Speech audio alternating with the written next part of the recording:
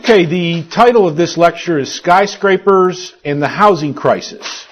And I would consider it one of the more unusual titles on the program for this Mises University. It's going to be based loosely on an article that I published in the spring of 2005 in the Quarterly Journal of Austrian Economics called Skyscrapers and Business Cycles. And actually we're giving away copies of the journal out here in the conservatory, and I think there may be a few copies of this issue left.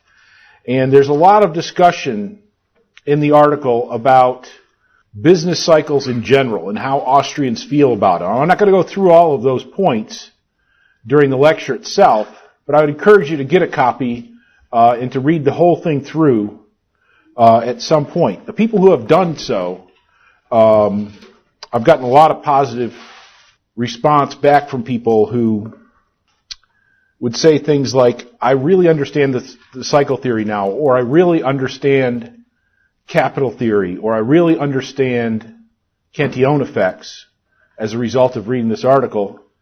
And so it goes beyond just the issues of skyscrapers. And the main point of this article is to show that whenever a record-setting skyscraper is built, it goes along with a global economic crisis. And I'm going to show you the history of that, and we're going to look at why Austrians, who are very skeptical of any kind of indicator or any kind of device, investment device, why skyscrapers are so helpful and useful in spotting looming global economic crises. But of course, if you follow the news, if you follow the business news these days, and the release of economic statistics, what would your impression be of the economy right now? We're in a boom, right? That's the real, if you're actually watching business news, you're going to hear things like better than expected corporate profits, which we've been hearing for the last 2 months. Sales beat expectations. Housing sales beat expectations. Better than expected mortgage applications. Housing permits are surprisingly up. Now, what does that tell you? Well, they're not exactly lying, but the general impression that it gives people listening to the news is that things are looking up, that there's a positive outlook. But what it tells Austrians, or what it should tell Austrians, is that experts actually expected much worse. And so when they got these numbers, they're better than expectations. They beat or met expectations. But what we should get from it is that the experts, the people actually in the know, and who are taking estimates from various people, actually expected things to get much worse. Things are getting worse, but by less than what was expected. So there's really two visions of markets that I've sort of delineated here. The one is the typical media vision of the economy, the CNBC/bubble vision view, which is also the Federal Reserve's view. It's also the mainstream economic view. And that's basically that things are always positive. They're always putting a positive spin on the economy. Austrians, on the other hand, try to be realistic about the economy. And we try to look for cause and effect in terms of what to expect going forward. We're not trend followers.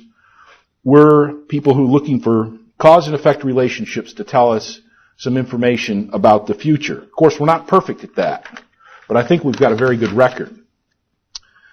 On August 7th, 2007, the Skyscraper Index, which we're going to go over, gave a crisis signal. Basically at that time, a skyscraper in the United Arab Emirates set a new record in terms of how high up it went, how many stories up it went. And whenever a new building exceeds the past record, that's a signal of global economic crisis. Now, in contrast, the Dow Jones Industrial Average had just surpassed the 14,000 mark. So the market was saying everything looks great, everything looks wonderful. Ben Bernanke, in mid-July of 2007, in response to questions about lower growth in the economy, said that lower growth was just temporary, and it was just due to temporary factors that he did not anticipate continuing, and that he expected economic growth to increase going forward rather than decreasing. And most importantly, he did not anticipate any monetary problems in the economy. A completely unqualified statement. Secretary Paulson of the Treasury at the same time said financial markets were better than ever. Again, a very unqualified statement. So if you were listening to the market, if you were listening to Bernanke, if you were listening to Paulson, you would have gotten nothing but a positive message. If you had been watching the Mises blog, you were expecting a global economic crisis. Soon thereafter, mortgage companies began failing.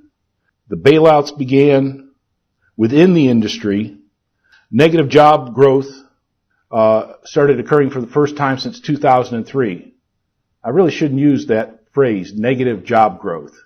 But that's the way they do it. And then soon thereafter, the Fed had to start cutting rates, injecting money, and creating bailouts. If we go back a little bit in time, on August 8th, 2005, I published a little article on LewRockwell.com describing the top in the housing bubble, the peak or the pinnacle of the housing bubble. The Philadelphia Housing Index, which represents the stocks of home builders in the economy, topped out 4 days before, and I guess I was lucky in terms of picking the top in that housing bubble. But the index fell from a level of about 300 down to a level of 54. So it lost approximately 5/6 of its value. At the time, I wrote, that this was the end of the beginning and not, which was being reported in the mainstream press, the beginning of the end. And of course, 2005 was just the very beginning, or maybe the end of the beginning. One of the financial houses wrote at the same time, the housing correction appears to be running its course without having a significant impact on the broader economy. So they were responding to some of the newer bad news, but they thought that it was pretty much over with and that it wouldn't have any impact on the economy. Well, Austrians have been discussing the housing bubble for years at this point. As a matter of fact, Frank Shostak and Chris Meyer both wrote articles on our webpage in 2003 discussing the housing bubble that was taking place in the economy. In 2004, I wrote an article called Housing, Too Good to Be True? ? Of course, at the time, housing construction, real estate prices were all at record levels and climbing. There was increased prices, and low interest rate allows owners to refinance their mortgage, extract equity, and increase their spending and lower their monthly payment. That's what was going on in the marketplace at that time. Prices were rising, interest rates were at all-time lows, owners were refinancing, taking money out of the bank, increasing their spending to buy second homes, boats, things of that nature, snowmobiles, and lowering their monthly payment. A mortgage broker told me, this is almost too good to be true. And of course, in fact, it was too good to be true. Alan Greenspan at the same time said, quote, adding in the fixed cost associated with other financial obligations, including mortgages, such as rental payments of tenants, consumer installment credit, and auto leases, the total servicing costs faced by households across the country relative to their incomes are below previous peaks and do not appear to be a significant cause of concern at this time. He admitted that there was some apparent froth in the housing market, but overall, he said the conditions are encouraging. Okay, so while we're reporting that this is a big problem, it's going to be very bad for the economy, that's what the chairman of the Federal Reserve was saying. Economists from the Federal Reserve of New York who had recently examined concerns about the existence of a speculative bubble in the U.S. housing markets, did find that the housing bubble could have a severe impact on the economy if it existed and if it were to burst. But they ultimately concluded that such fears were unfounded. Quote, "Our main conclusion is that the most widely cited evidence of a bubble is not persuasive because it fails to account for developments in the housing market over the past decade.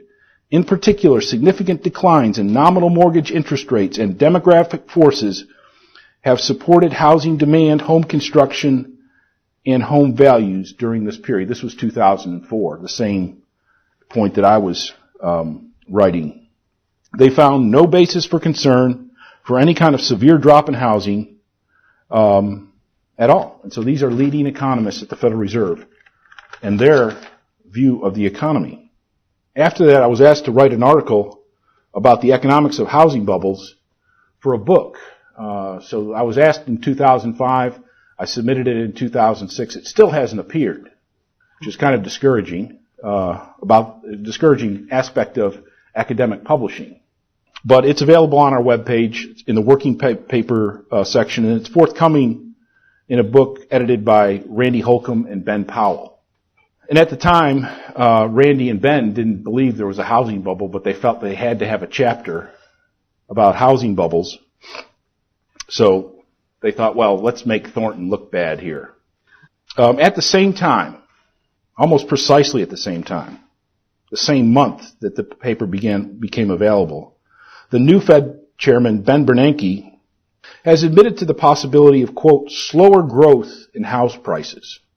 So that's slower growth. That means they're going to continue to rise, but just at a slower pace.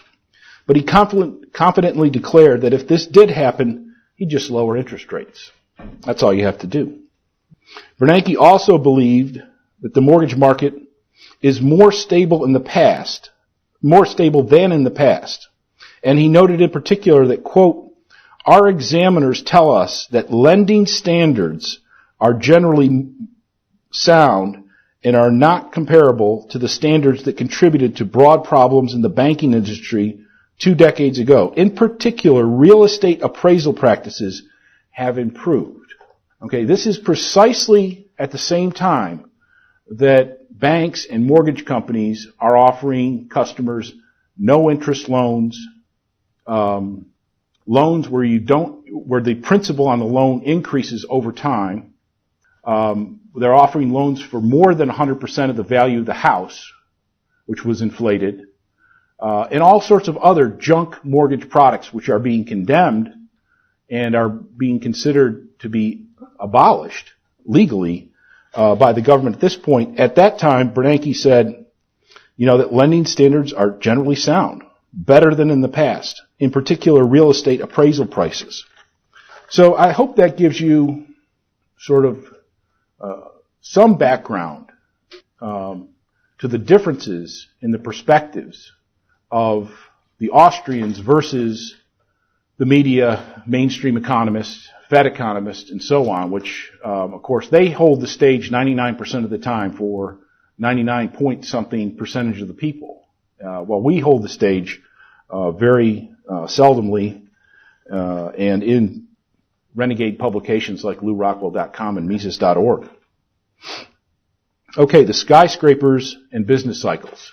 Okay, what I'm not saying is that the building of a record-setting skyscraper actually causes a global economic crisis. Okay, I've actually had people say, you really don't mean that, do you? And I said, no, I didn't really say that, as a matter of fact. It's an indicator. Okay? It's an indicator that tells us that if the environment is ripe for the building of a record-setting skyscraper, then that same environment might be ripe for a global economic crisis.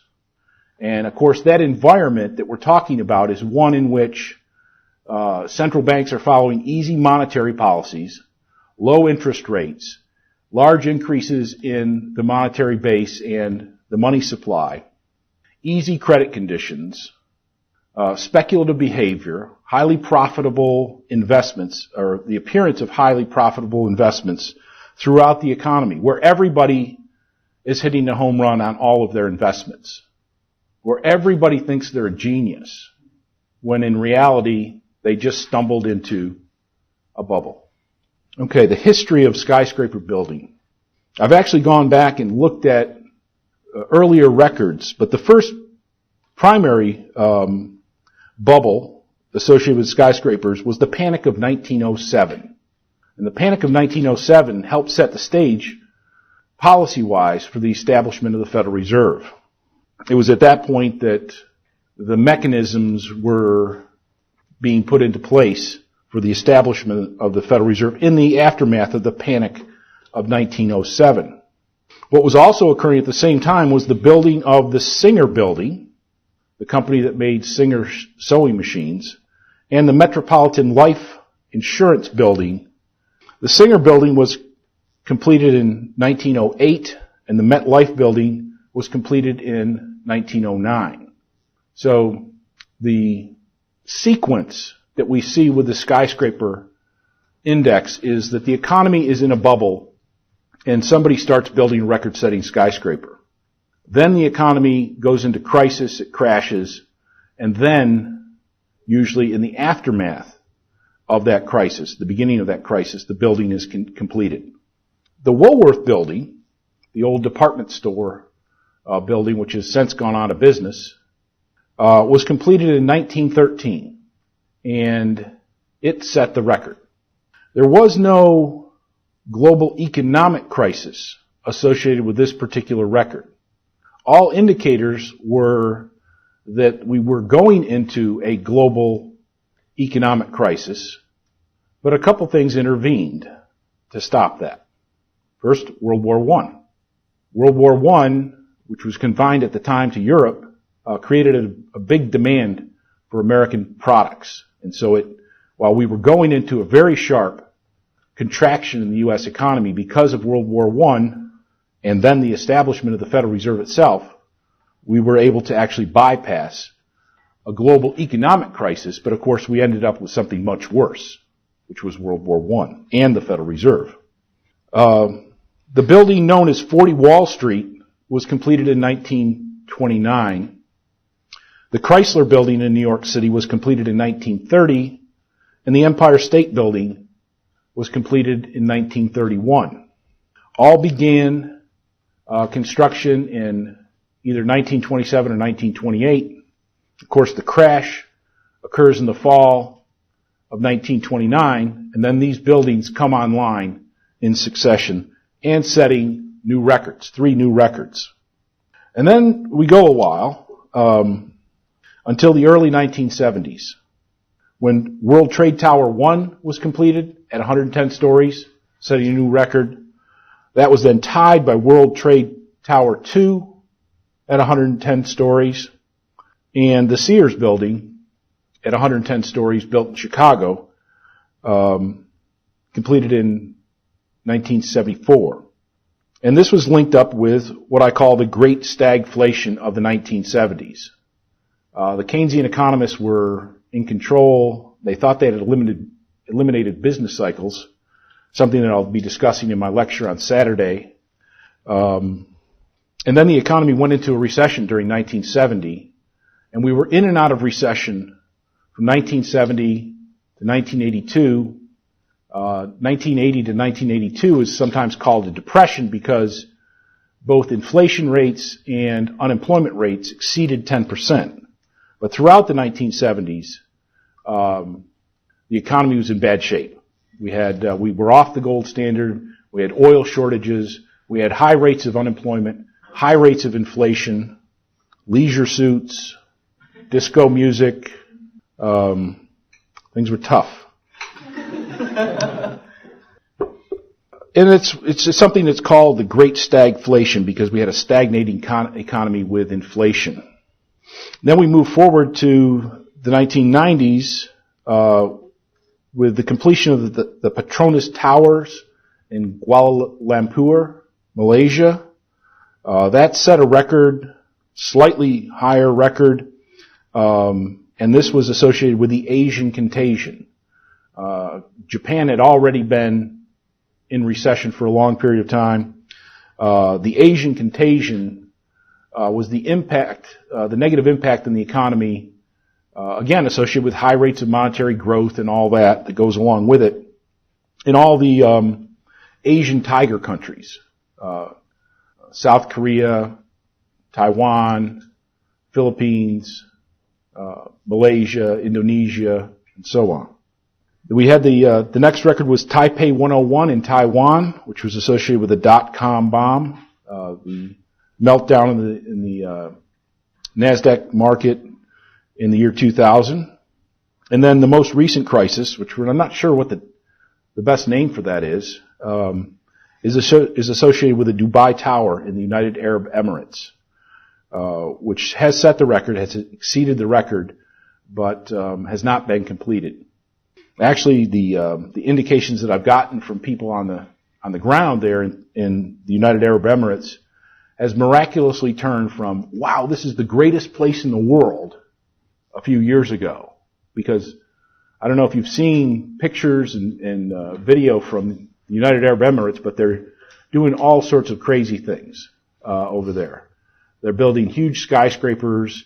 They're building a residential development out into the Persian Gulf in the shape of a palm tree that you can see from the moon. It's so large. They're also building another residential development out in the Persian Gulf that looks like a map of the world. Okay, so every, Britain, there's like 4 houses on that, and Europe, there's 20 houses on that. Yes, they have an indoor ski slope in the shopping mall. Yeah, you haven't been there. Have you been there? Okay. I've heard very recently that the mood has changed dramatically in the United Arab Emirates, and of course they don't really have a free press like we do, where people can say things without getting in trouble. Yes. There's a BBC about. Really? Well, I've heard a lot of those developments have been sort of scams where they say Tiger Woods has bought a house here, but they really just gave him a house there. Mm-hmm. And so all these celebrities were said to have owned houses, but really they were just given houses as a way of attracting other people to these developments. And so they've done a lot of amazing and crazy things over there. And I've seen footage of where they showed Dubai 20 years ago, and then 10 years ago, and 5 years ago, 1 year ago, 6 months ago. And it's just amazing construction that has taken place over there. Now the big thing is all of the fancy cars that are being left in the airport parking lot, being abandoned in the airport parking lot. In other words, people who moved to the UAE over a period of 25 years, and particularly Europeans, Indians, and so forth, thought it was the greatest place in the world, and now are just trying to get out of there in any way possible. So it's got a good history. The Skyscraper Index has a good history. It's something that no one really realized. I stumbled across it when Andrew Lawrence wrote about the topic in 1999. In contrast, most indicators are not so good. Okay, most indicators are not based on economic theory. They're just ad hoc coincidences that people have noticed. Like, if the National Football League wins the Super Bowl, the NFC wins the Super Bowl, then it's supposed to be a bear market, I think. And if the AFC wins it, it's supposed to be a bull market, something like that. There's a lot of indicators out that people actually invest their money on. The Santa Claus rally, the January effect, all sorts of crazy things out there that Austrians disagree with. And so when I first started talking about this, a lot of people said, that's probably just a coincidence. And so I went through it, skeptically, to begin with. And then when that Dubai Tower set the record in August of 2007, I was, something I wasn't really hoping for, but it did make me look pretty good. Now, Cantillon effects. Richard Cantillon has been mentioned at this conference. He was the very first economist to think in terms of economic theory. He's somebody I've done a lot of research on over the last 10 years, and even done a retranslation of his original manuscript. And he's really responsible for creating not just the notion of economic theory, but a majority of what we would call economic theory today. Everything from basic methodological points on up to business cycle theory. And of course, he worked with John Law in the Mississippi Company during the Mississippi Bubble. And of course, where Law was kicked out of the country and hunted down and thrown in prison and so forth, Cantillon actually made out like a bandit during that bubble. He knew and understood what was going on, and he made money on the way up. He made money on a crucial foreign exchange rate trade, and he made money by selling short when the bubble over there bursts. And one of the things he's credited with in macroeconomics by the Austrians is what's called Cantillon effects. And a Cantillon effect is when changes in money have an impact on the structure of the economy. And most mainstream economists believe that money does not have a structural effect on production in the economy. That all of that Austrian nonsense gets washed out. So money can have an impact for them on aggregate price level, let's say.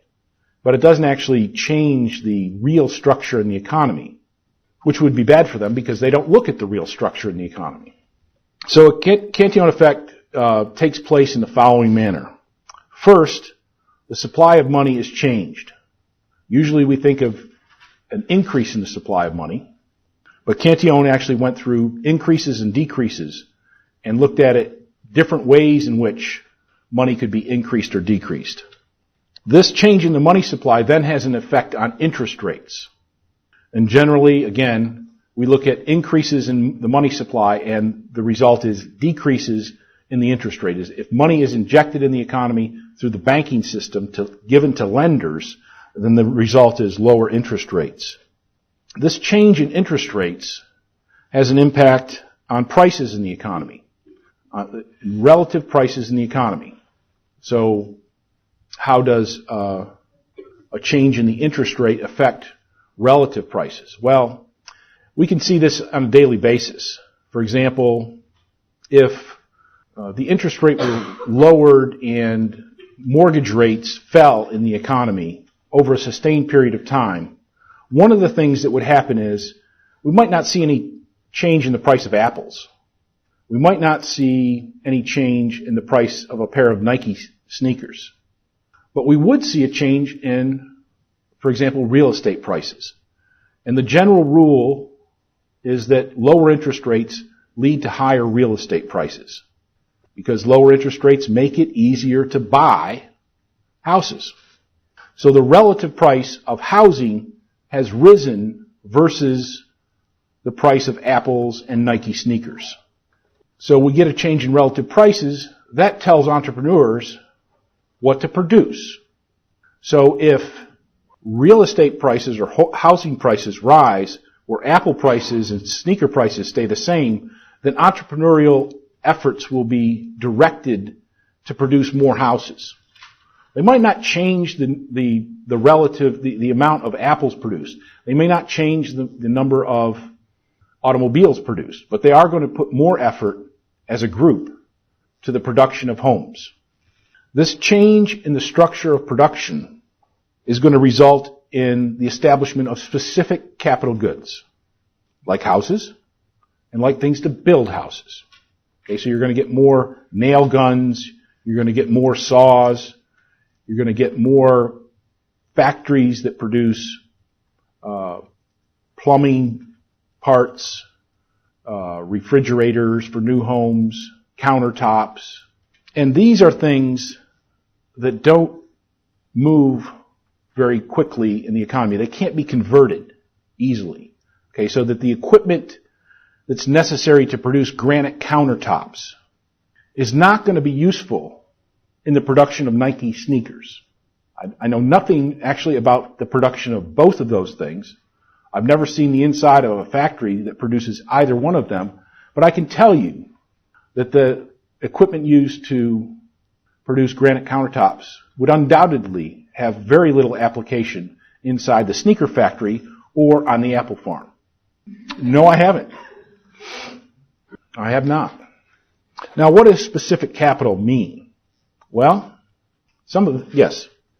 Yeah, it's all a matter of degree. Some things can be converted theoretically, like we could take a skyscraper and turn it into a giant chicken farm. But it really isn't going to be that good. Now, we could change a skyscraper from office space to living space, things like that, so there is a matter of degree. Right. And capital is specific, it's heterogeneous, and its adaptability to other pursuits. It is a matter of degree, but it's a very difficult process.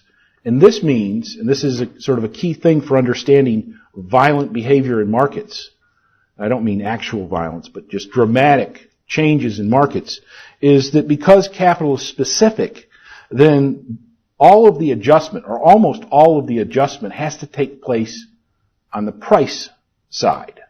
So that the value of capital goods, if we've made a certain structure, and we've made these specific capital goods, and it was all an illusion, it was all a bubble, and then that bubble is revealed, and it's bursted, then all of the adjustment has to take place on the price side. Those capital goods are going to fall dramatically in price, possibly to zero. Okay, there are three main Cantillon effects that I identify in the paper. And incidentally, these are three effects, even though it's difficult to explain Cantillon effects directly, but if you talk to experts who deal in construction, who deal in real estate, who deal in making developments and making decisions with regard to how to make money in this business, they all see these things as very normal, natural parts of the marketplace. The first Cantillon effect is in land prices. And I'm going to deal in all three cases with a bubble situation where monetary authorities have embarked on easy money and credit policies where interest rates have fallen. And so when the interest rate falls, this results in an increase in the price of land. This is particularly true within central business districts. At the height of the Japanese bubble, when the Japanese Nikkei index went up to 38,000, a block in downtown Tokyo was valued at $1 trillion. Of course, a lower interest rate means it's easier for people to borrow money and to buy land. So it has a direct effect on the price of land, in that buying land is now less expensive because the financing costs are going to be lower. Now, what does an increase in the price of land mean? Well, it could be that you just cut back on the amount purchased. But remember, we're in a bubble economy. We're in a red-hot economy. So when the price of land rises, developers try to spread the fixed cost of the price of that land over a greater number of floors. Okay, so where land value rises, that upfront price means that the fixed cost of land is going to be higher. In order to compensate for that, what developers do is they build higher. Building higher costs more money. The second floor is more expensive than the first floor. The third floor is more expensive than the second floor, and so forth. During this bubble, the housing bubble in Auburn, is when all of the large buildings in town were built. A game day, Tiger Suites down the street in this direction. The game day condominiums across from the business school. The condominiums at Wendy's. It used to be at Wendy's. These are all 4- and 5-story buildings. They're the tallest buildings in Auburn. Okay, the second Cantillon effect is on the size of the firm. Lower interest rates tend to make conditions ripe for larger firms with bigger territories. And I give an example that's not related to a bubble, but it's related to how an industry can change its structure of production in this way. So I'm giving you an example that took place over decades, and it's not related to a bubble, but it gives you some idea of what's involved. When I was a boy, the dairy industry in the United States was structured so that dairy farms around your hometown would sign contracts to sell their milk with local dairies. And I think my hometown had 3 or 4 local dairies, and there were probably a dozen dairy farmers providing milk to each of those dairies. And so the dairy would send its truck a couple miles out, load up the milk from that dairy cattle, bring it back. It would be packaged locally and sold directly to the consumer. Okay, so that's a very direct process of production. It's a very short process of production. Now, over time, the dairy industry has become a much longer, much more roundabout method of production. Dairy farmers are larger. They sell to wholesalers who bring the milk, the raw milk, long distances and process it. They develop various products, and those products are sent out to warehouses, and then the warehouses distribute it to retail outlets who then sell it directly to consumers. So you see there's many, many more steps involved. The milk goes from maybe right outside your hometown to maybe 100 miles away, and then over to a warehouse 50 miles away, and then to a grocery store 2 miles away, and then you go pick it up. When I was a kid, you just opened the door and picked it up off the ground. It was miraculously there every morning. So that's more roundabout. And what happens when you have firms like we do now compared to when they used to be in prehistoric times when I was a child? Well, you need a central business operation. You need a large staff to manage this process, to do all the contracting, distribution, the advertising, and so forth. So there's a change in the type of firms. Firms become larger, they become have bigger territories, and they involve themselves with more roundabout production. Finally, there's technology, the Cantillon effect of technology. Every time a new record is set, an entire new set of products have to be developed in order to service that record-setting skyscraper. Every time a new record is set, it requires all sorts of new technology, because things like, plumbing, things like the foundation of the building, things like ventilation in the building, elevators, all those pipes that go through every single floor cut out space that you otherwise could be selling. And so if we use the old technology to get water from the first floor to the 100th floor or the 120th floor, and we use the old ventilating techniques, and we use the old elevator techniques, there would be no rental space in the building. It would all be taken up, theoretically, with ventilation, plumbing, elevators, so forth. So every time we went higher, we had to squeeze the requirements using technology into smaller and smaller areas, smaller and smaller pipes, and so forth. All of these Cantillon effects are reinforcing. Okay? A reduction in the interest rate drives up the price of land, it drives up the size of the firm, and it drives new technology. And these are all three, as I mentioned before, all three of these are recognized by experts in the area.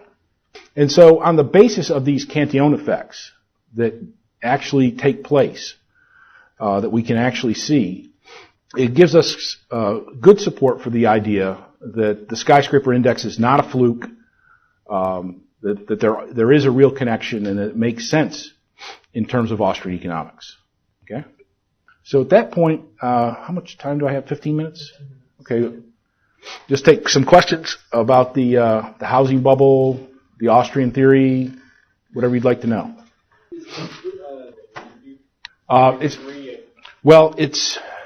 It's mostly that. Okay, it's mostly the fact that the capital goods we end up with are not the ones we want in reality, and so there's a direct loss because we can't convert them to the same value that we would have produced had we not made these mistakes. That's correct, and it's very difficult to know that, in advance or even while it's happening. And of course, labor also has to adjust.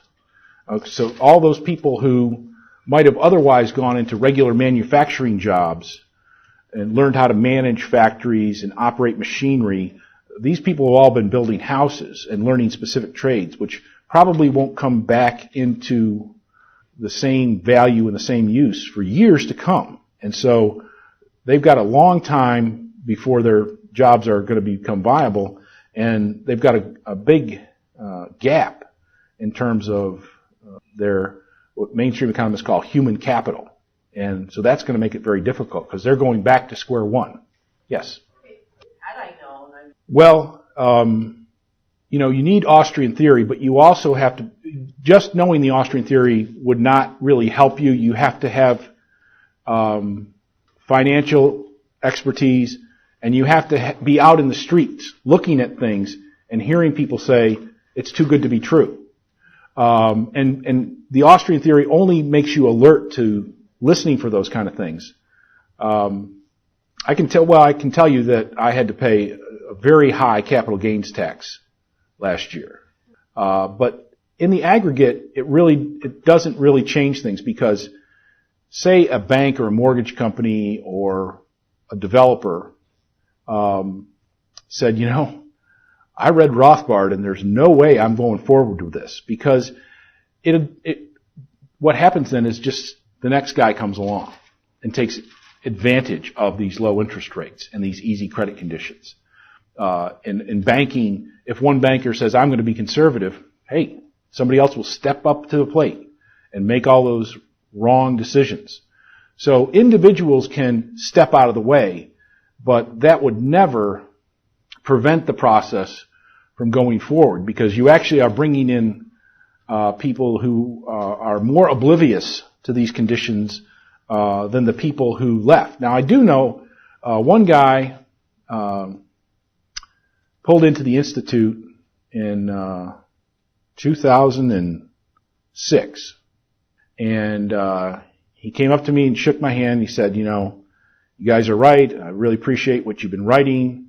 I've been in the home construction business for the last 20-some odd years, and I just sold everything. I bought gold. I'm going to live next door to I'm going to build a house next door to my grandkids, and I'm out. So there's a few people who took advantage of it, but by and large, you can't stop the whole thing. Trading, it's been my own personal conviction. A lot of things that they have a lot of similarity. What they tend to do is they look at what sectors. It kind of makes sense because they do better in terms of between Austrian. My own views, this knowledge is wide. Yeah, well, now the fundamental school are people who are working with the intentional non-use of theory, and they're looking at accounting basically. And they're crunching numbers, and they have levels in various accounting measures which say, this is overvalued, this is undervalued, something's wrong here, everything's pretty much normal down here. And I just ran off a paper which says, and I believe this probably is the case, that people using fundamental analysis and using standard accounting techniques can spot when there is trouble. In other words, they're like a bomb-sniffing dog. They're just randomly going around looking for, and then they find something that looks abnormal, and it could be a potential problem. So I think that, fundamental analysis would be one of those things that you would need in addition to Austrian theory to be able to spot these things effectively. You mean their sector analysis?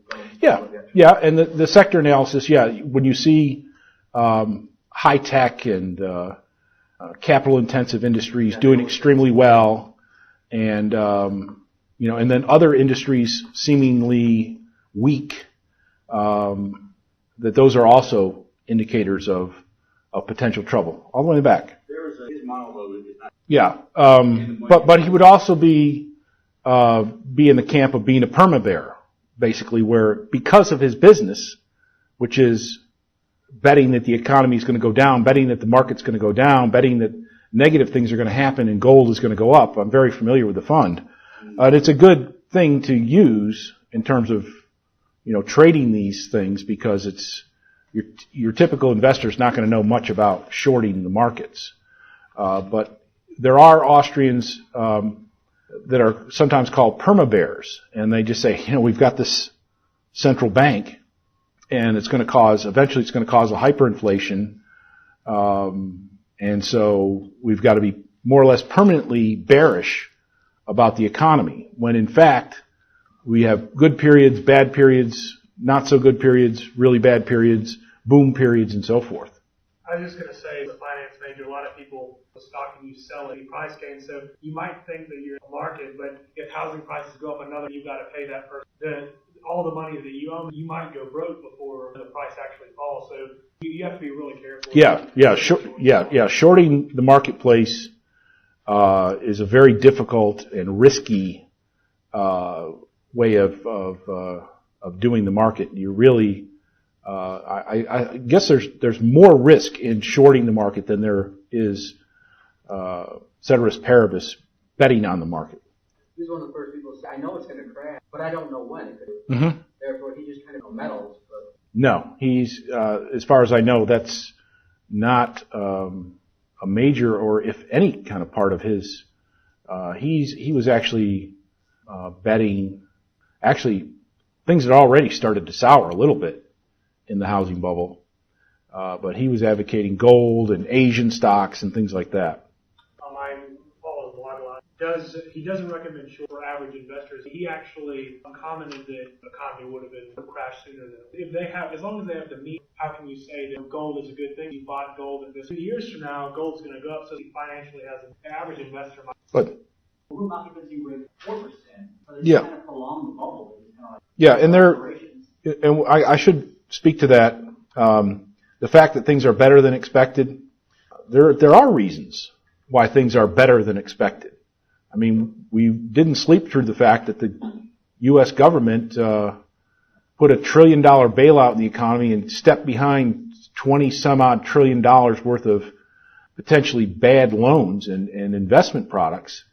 So a lot of things would have corrected faster. The fact that things are better than expected means that we're trying to slow down the correction process of taking assets and getting the right values and getting them to the hands of people who can use them in some way, which is the process of the price adjustment, which is violent and precipitous, the bankruptcy, the foreclosure process, the liquidation process, the capital restructuring process. Basically what they've been doing is using a huge pile of money to prevent that from going forward at its natural pace. And as a result, things have been better than expected. Prices of homes would have fallen faster, and things of that nature. Austrians look at these things objectively. Sure, we don't like to see people lose their house, lose their job. We're just like everybody else, but we understand that the correction process of a market in response to a bubble involves these sorts of things. And that losing your job and that losing your home is a terrible thing, but it's ultimately what's going to happen anyways. All the way in the back. Well, this guy was on CNBC this morning. Mark Haynes was the announcer asking the questions. And this guy, wasn't really terribly bearish, but he said, we still have many problems in the economy, and we expect further declines and more unemployment. And Haynes just burst in and said, "Oh, don't bum me out." I don't know where they're coming from, but I do know they're giving their listeners the wrong impression about the state of the economy. And then they've been doing that all along, systematically. And I don't subscribe any conspiratorial theory to this. I don't have one. I just know that they give you a misleading impression. And part of that I try to explain is that these are people who are well informed, they're experts, they know things are going to get bad, and then they find out, oh gee, they're 0.2% better. That's what they report. They want to report good news. Maybe it's if you report things objectively that people turn the station. I don't know. And I'm out of time. Thank you very much.